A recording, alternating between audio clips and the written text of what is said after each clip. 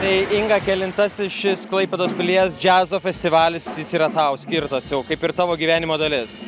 Tai aš kaip jau ir minėjau, kad 10 metų Neminėjai nieko dar. Vytautas Grubliauskas organizavo 10 metų festivalį, o kadangi šis festivalis yra 21, tai aš jau dabar esu kietesnė už Vytautą, nes jau 11 metų jį organizuoju. Be abejo, kas kartą augant ir tobulėjant, kiekvienas festivalis jis vis geresnis turėtų būti, bet aš manau, yra tokių per visą patirtį tikriausiai momentų, kuomet jos prisimeni iki šiol. Kokie tai momentai yra?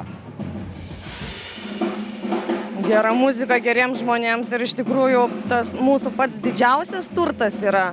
Tai mūsų žmonės, kurie padeda suorganizuoti, tai ypač savanoriai. Visi, kurie prisideda prie to festivalio, kurie nemiega naktimis. Tai vat yra mūsų didysis turtas, didžiosios žvaigždės, nes tos žvaigždės, kuriem mokam didelius honorarus, jie atvažiuoja, pagroja ir jų jau nebėra Klaipėdoje. Bet tie savanoriai, kurie antiek myli savo miestą ir po 3-4 paras būna be miego tam, kad miestelis turėtų tokią šventę, tai tai yra mūsų didysis turtas. Ką reiškia dirbti su festivalio organizatorė Inga Grubliauskienė? Vienas malonumas. Netikiu. Aš kadangi malonus, tai pasakysiu, kad aišku, kad malonumas.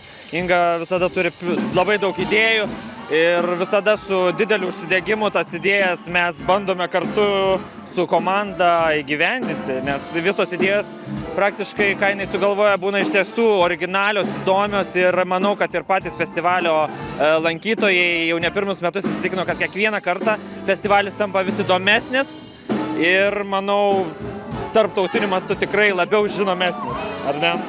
Taip. Kodėl gyvenimas be džiazo yra klaida?